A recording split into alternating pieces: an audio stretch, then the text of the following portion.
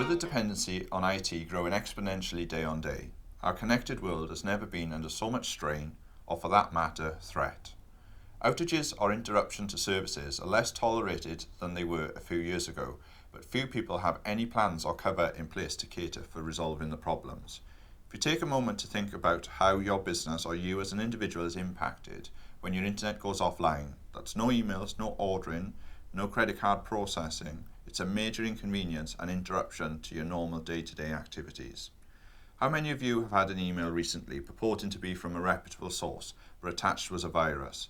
The baddies are getting smarter, the attacks are getting more frequent, and it's only a matter of time until the payload attached to these viruses causes more damage than just an inconvenience that your IT department has to resolve.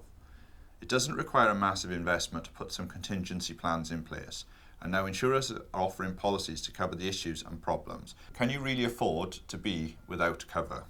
We have met up with Simon Thomas from Red Apple Commercial Insurance to discuss what is available within the insurance market to cover your business in the event of issue.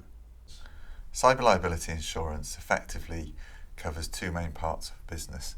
The first part being the data that they hold and protecting that against breach or theft. And the second part is with regards to protecting the business against being unable to access their networks and their systems and being unable to trade on that basis. Why would a business need it? Well, the two main components lead on quite neatly to that. If you're a business that holds a lot of data, you would be bound by the Data Protection Act, and there are fines and penalties and also rectification costs if there is a breach of data, which you would need to consider and have appropriate insurance cover against. And secondly, if for some reason your business cannot access its networks through a virus or someone hacking into the systems and preventing you from accessing it, that likely in a lot of businesses today would effectively prevent that business from trading, and there would be a business interruption lost to that business. Are SMEs too small to be hacked? Well, interestingly, a lot of smaller businesses do feel that they are too small and won't be targeted from a hacking perspective.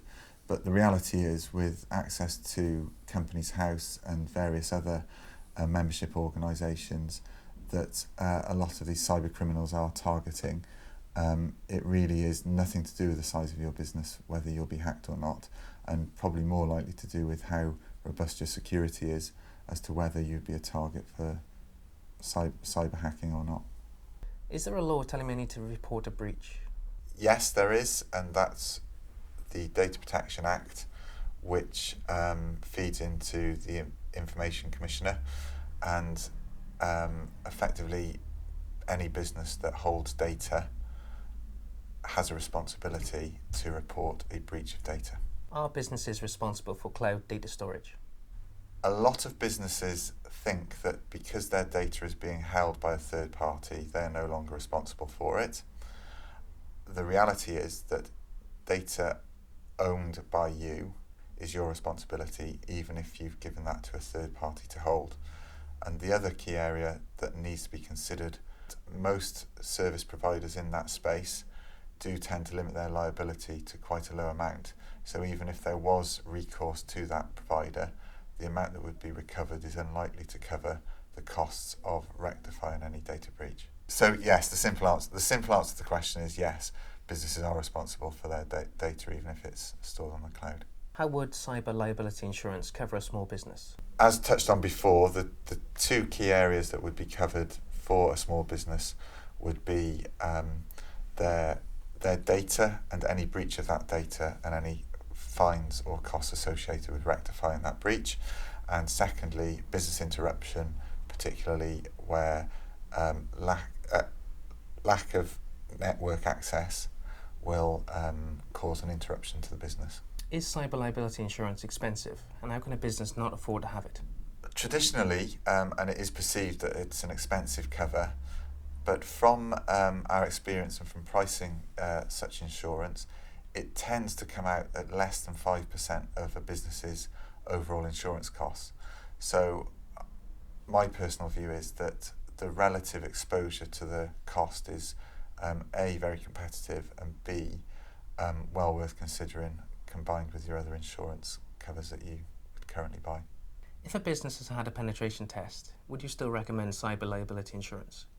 That's a really good question, and one that a lot of businesses do fall into the trap of thinking that because their security has had a health check and seems okay, that cover for this type of thing might not be required. The reality is, like everything, the world moves on at quite a pace, and such an assumption isn't really realistic, because there will always be someone looking for the next way to breach a system.